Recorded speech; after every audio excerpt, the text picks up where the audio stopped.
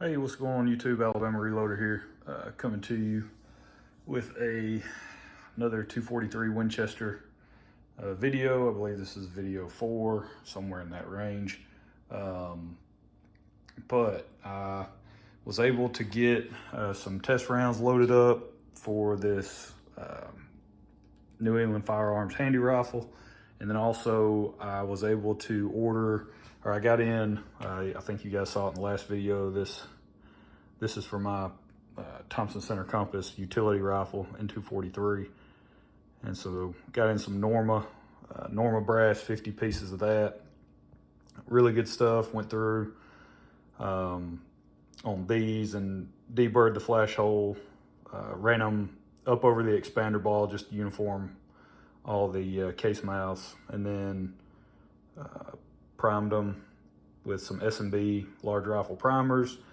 And for the fire forming, I really just wanted to run some rounds, get all this brass fire formed. So what I decided to do was use the Spear 100 grain. I think these are the Grand Slam, I believe. So they're a flat base bullet with a cantilure, and I loaded up five shot groups with that. I only had time to burn through 3 5-shot groups, so I was really pressed for time at the range today, which is why you guys didn't get any range footage. But I was able to shoot 3 5-shot groups. I'm using Accurate 2700 for the fire forming load for these first 5 groups, and then I don't know on the second 5, probably pick a different powder to try with that 100 grain bullet. But I'll just kind of go over both. So these are the 3 5-shot groups that we put together for those 100 grain. So yeah, started off not terrible with those 5 shots, and they just kind of got worse as we went up in charge weight. So that's looking like a bullet powder combination that it's just not going to work out. We'll shoot the last 2 groups, but it's looking like it's just going to be a no-go for the most part. And then so that's that. Really not the point of this video. The main reason we're making this video is for this 243 Winchester project that we got going on with this rifle, which is New England Firearms handy rifle. We have established that the twist rate is too slow to stabilize the heavier bullets in 243. That was in a previous video.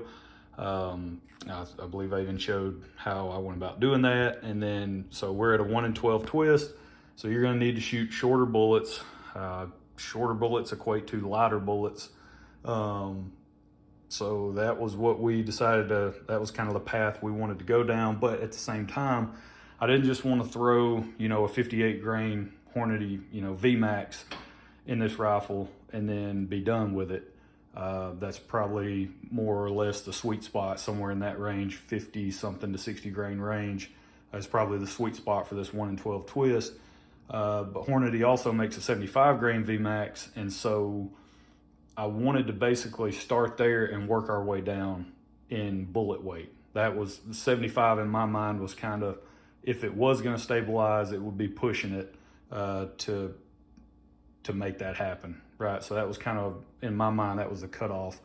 So ordered some 75 grain VMAX bullets, loaded up some test charges, some test rounds, loaded up 15, so 5 3-shot groups. And I'm using Hodgdon Superformance powder for this test. Started the max charge, according to Hodgdon, and it's even on the bottle, I believe. Let me double check. Yeah, it's not with the VMAX, but with their hollow point, it's 49 grains. And that was the load data that we were going off of. It's in the Lee manual. And so we were basing our load information on that data. So 49 grains was the max. So basically what I did was I stopped at 48 and then went backwards in half grain increments. So we started, we ended at 48, so then that's 47.5, 47, 46.5, 46. So the minimum charge is 45 grains. So we were a grain above minimum. and then a grain below max. And so I felt like that was a good range to operate in. With the 75s, I knew it would, if we were able to stabilize it, it was probably going to be toward the top end of the charge weight range where you're pushing your velocity, so that will help in the stability of the bullet. Down here on the lower end, I was basically just starting there to make sure we didn't run into pressure issues, right? If we were going to get into pressure issues and still not achieving good groups, then that was going to be a good sign. Hey, time to back it down, right? Time to go down to a lighter bullet. So, but we started at 46, and when I shot the 46 grain charge, I actually wasn't even on the target. I was aiming here, and I shot, and the problem was I was so low, I had just missed the cardboard, and I was like, man, you gotta be kidding me. And so I couldn't tell, and I knew this thing was sighted in from previous range trips. I knew it would be close enough. I thought for sure that would give us plenty of space to operate in, given what we had already shot.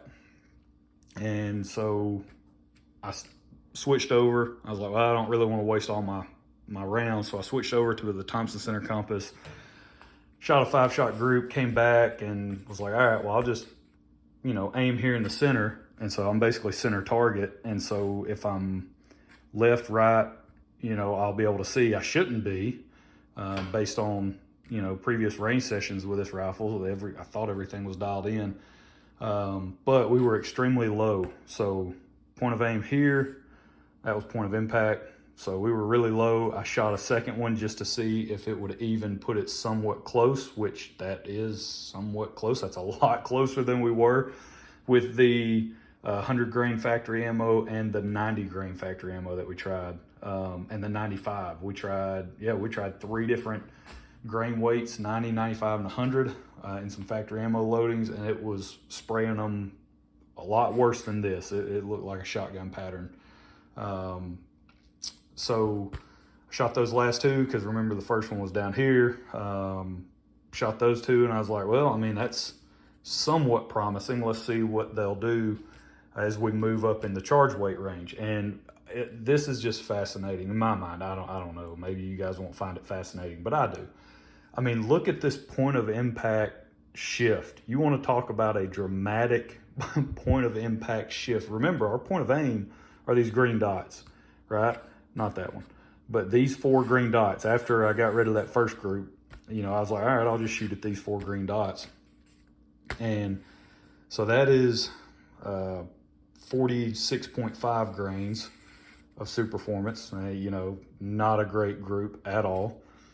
And then 47, my first 2, I was like, okay, this is definitely promising. I mean, I'm putting 2 right there, and then the third one way up here.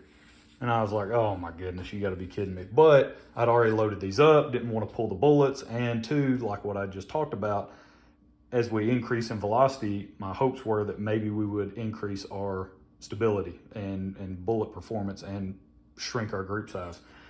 And that's exactly what happened in this case. So that was 46.5, this is 47, and you get that weird, group there. 47.5 does the exact same thing. The exact same group. We start off with 2, and really promising, and then we throw a third one a little bit higher, not as high as this last one. And so then we move up to 48 grains, and our point of impact shift goes all the way up here. But it's right, it's just over an inch, barely over an inch. So you can see, yes, our point of impact did shift dramatically with the change in charge weights. But the group size shrank. Now, not much on this bottom end, but it made a huge difference when we switched over, or when we got up to 48 grains. So we're a grain under the max charge, and we're not seeing, just any concerning pressure signs whatsoever on the brass. So my plan here is to push it even further. So from here, now my plan is to probably load up in 2/10 of a grain. We'll go 48.2, 48.4, 48.6, so on. We'll kind of slow play it up to the max charge, right? We'll creep up to that max charge on the powder weight, so on the charge weight. So that's really promising stuff, in my opinion. I don't know. Maybe I'm misreading the target, and maybe you guys can fill me in on something that I'm missing. But I knew we would be on the edge. If we were going to be stabilizing this bullet, I figured it would be on the edge of what this barrel is capable of stabilizing, and it would appear that we are correct in that assumption. So maybe if we push this a little bit faster, get a little more velocity out of it, we can consistently get groups, you know, inch or better. Hopefully, if we can push this a little bit harder, a little bit faster, maybe we can tighten this group up even more and then get it to perform consistently and not have such a dramatic point of impact shift, and keep our group size,